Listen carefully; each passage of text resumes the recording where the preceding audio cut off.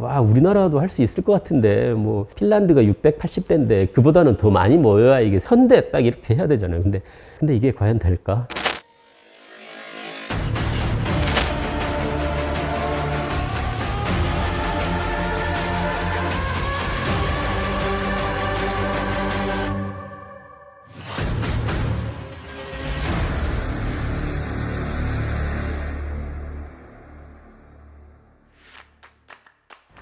K라이트 쇼 얘기 나오면 모든 분들이 그 질문을 하시거든요. 이거 어떻게 하다가 이런 생각을 하게 됐냐고. 핀란드에서 작년엔가 아마 680대인가 모여가지고 라이트 쇼를 한번 했어요.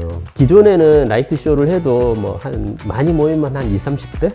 그거만 해도 와, 멋지다 뭐 이러면서 유튜브에 많이 올라오고 했는데, 와, 우리나라도 할 수 있을 것 같은데 뭐 한번 하자, 나서줬으면 좋겠다 뭐 이런 얘기를 많이들 하셨어요. 그리고 또 핀란드가 680대인데 그보다는 더 많이 모여야 이게 선대 딱 이렇게 해야 되잖아요. 근데 저는 이제 사실 IT에 대한 지식은 전혀 없기 때문에 그냥 아이디어만 올렸죠. 근데 어떤 분이 게임 개발 회사에 다니시는 분이었고 IT 쪽에 실력이 좀 있으신 분 같더라고요. 시간 정말 많이 잡아먹는 일인데 왜 해주시려고 하냐고 그랬더니 재밌잖아요 그러더라고요, 저보고. 저희도 사실은 처음에 재밌어서 이걸 시작한 거거든요. 우리나라도 한번 해보면 재밌지 않을까 이런 생각에서 출발한 건데, 그분의 대답이 저는 너무 마음에 들었던 거예요. 근데 이게 과연 될까? 머리로는 되는데, 현대 차량을 실제로 화면에 넣어놓고 그 결과를 시뮬레이션을 해서 저하고 계속 저한테 파일 보내주고 제가 보고 뭐 피드백하고 이런 식으로 계속 작업을 해왔는데, 시뮬레이션은 시뮬레이션이지만 실제가 아니잖아요. 그래서 첫 곡을 딱 트는 순간 되는 거예요, 그게. 그리고 좀 이따 어두워지면 정말 이건 잘 될 것 같은 느낌을 딱 받은 거예요. 그래서 제가 그때 소리를 정말 막 질렀어요. 막 이러면서. 나와요. 코리아 나와. 들어왔잖아. 아직 깜깜하지 않아. 테슬라. 완전 확인되네, 테슬라. 와, 스토리님. 첫 곡을 딱 틀 때 어떤 분이 그걸 찍어가지고 X에다 올렸는데, 그게 이제 어떻게 퍼져가지고 해외 오너들한테도 갔고, 일론 머스크 회장도 그 뉴스를 보고 쿨 이렇게 그분은 뭐 맨날 쿨 이렇게 딱 한 단어로 댓글을 다니까.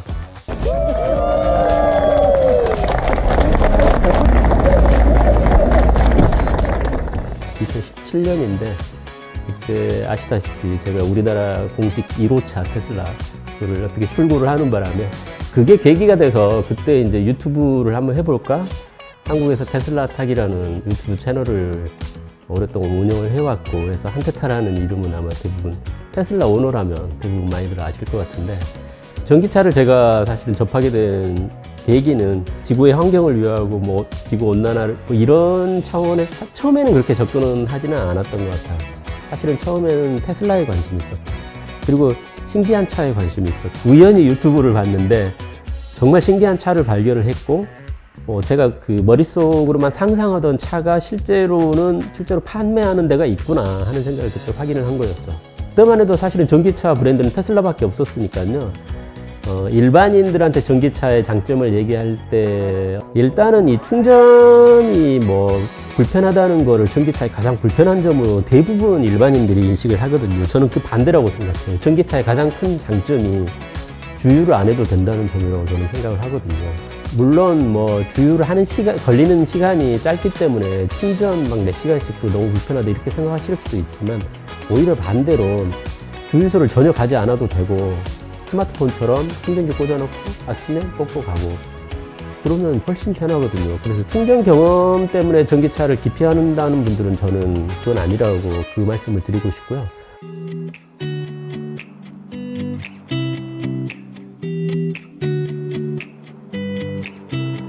네, 전기차 캐즘은 누군가가 전기차 캐즘이 오기를 바라는 상황인 것 같아요. 정말 지금이 전기차 캐즘인 상황인 거냐, 아니면 어떤 분들이 전기차 캐즘인 상황인 걸로 지금 만들어가고 싶은 거냐, 저는 후자라고 생각을 하거든요. 왜냐하면 전기차 캐즘이라는 이제 화두를 꺼내서 다 같이 전기차로의 전동화의 속도를 약간 늦춰보고 싶은 분들이 있는 것 같아요. 그러니까 우리나라만 있다는 게 아니고, 기존의 레거시 그 자동차 회사들은 모든 회사들이 전동화 계획을 다 내놨잖아요.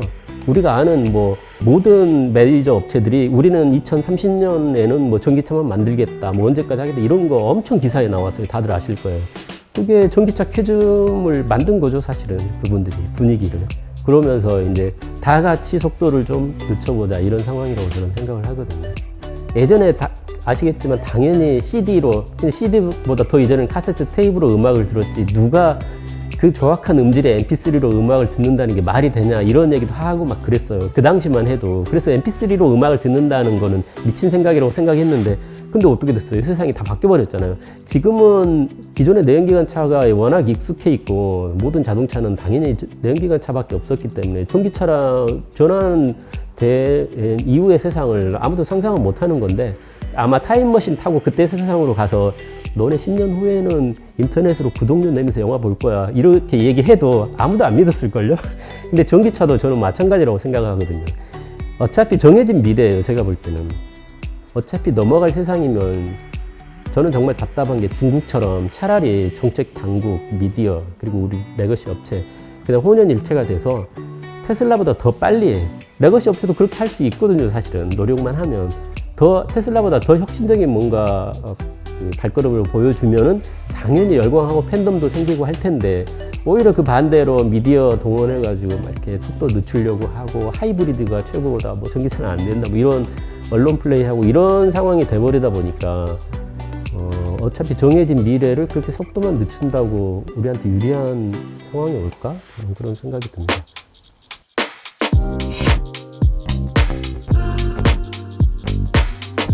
아마 관심 있게 보시면 전기차 무슨 사고라든가 부정적인 뉴스에 보면 항상 좀 어떻게 해서도 부정적인 그 모습을 좀 보여주고 싶어 하는 것 같기도 하고 근데 너무 그 선을 넘어서까지 그렇게 하는 거는 심하다는 생각이 들거든요. 네 편 내 편 따지지 말고 전기차 전체 시장을 어떻게 키울 것인가를 조금 더 응원을 해주시고 그런 면에서 응원을 하려면 미디어에도 그런 얘기를 많이 하셔야 되고 우리나라 그 자동차 대기업한테도 그런 얘기를 많이 해줘야 되잖아요. 전기차가 전동화하는 대세입니다. 이런 분위기를 좀 만들어 줘야 되는데 오히려 그걸 깎아먹는 그런 상황은 아니었으면 한다 하는 말씀을 드리고 그런 마음에서 적극적으로 응원을 합니다.